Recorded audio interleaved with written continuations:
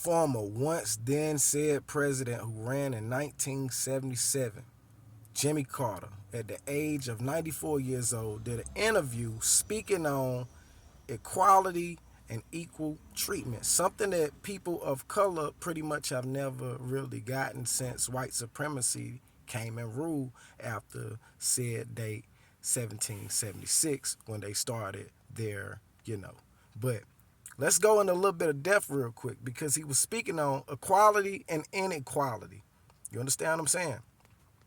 Now, the thing that I want to go in depth on real quick is if the Constitution was started in 1776. Jimmy Carter is now at the age of 98 years old in the year 2023. When he was born and he was raised in the community in which he was raised in Georgia, he was speaking about the fact that when he was coming up, he was raised in a community full of African Americans.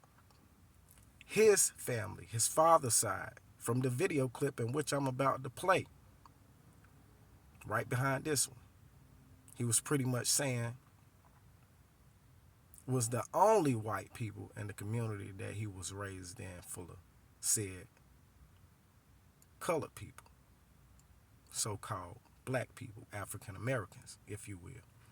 Or if you want me to go deep in depth, the aboriginal NEGEE. You understand what I'm saying? So, and if you go back to a few of Malcolm X's clips, he was talking about us being aboriginal NEGEEs. If you stay tuned into my YouTube channel, I end up putting more of this information in depth with different downloads of different videos that I could pretty much back up my cause, pretty much have receipts on what I'm speaking on. But anyway, I really wanted to just get on here and speak on the fact that, like I said, when Jimmy Carter ran for president, it was an era, and we're still pretty much in an era where y'all see that white supremacy has been on the rise, but it's now on the decline. Why? Because said white Americans are no longer the majority. They are now entering into a decline to where by the time of 2030 or 2040, they will be the minority if you do your research. But I'm about to go ahead and play this clip right behind what I'm speaking on so that for y'all can understand why I'm making this video. You understand what I'm saying? For those said Americans who don't understand,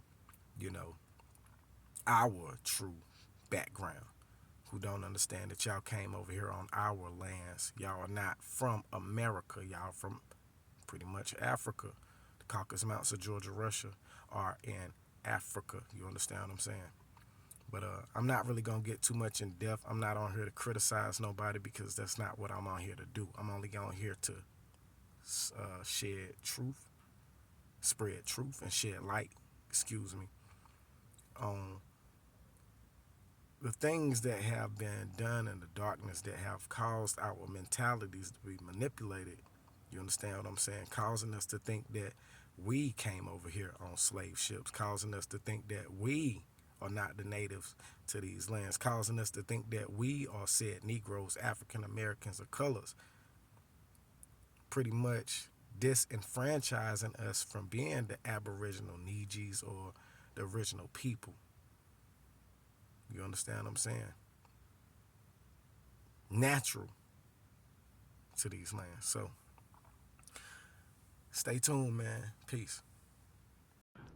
And I would say that equality of treatment of people is the foundation for the Universal Declaration of Human Rights.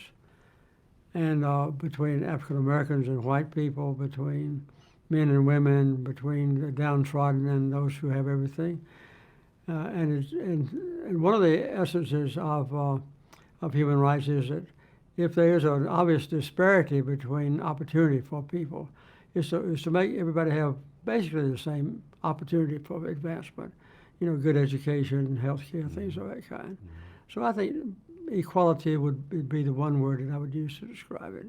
And the worst? Inequality. Yeah. Well, when we start thinking that white people are better than black or men are better than women, or that people like me who came over, whose ancestors came over here a long time ago, and people who are just trying to become citizens, if they think that we're different under the law, the treatment they get, I think the inequality is the worst thing about our country when it happens.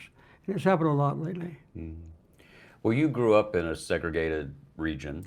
You Totally. were governor. You were in the military when President Truman integrated it. You were governor. I think you hung Dr. King in the state capitol. And By the way, I hung his portrait. his portrait. What are there lessons we can learn today from the civil rights struggle in the South? Well, in many ways, I was very fortunate as a future presidential candidate, because I lived in a community that had about 55 farm families. My father was the only white one, and his family. So I grew up completely surrounded by African Americans.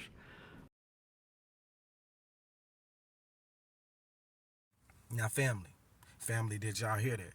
This is more reason for me to back up my claims on why I listen to Rashad Jamal, why I listen to the real Kaya, why I listen to Khalid Ma'at, Amin Ra, why I listen to Dane Calloway, gotta get a brother his credit, why I listen to Young Pharaoh, why I have listened to Dolo the Moore, why I listen to Big Judah, why I listen to Big Levi, you understand what I'm saying?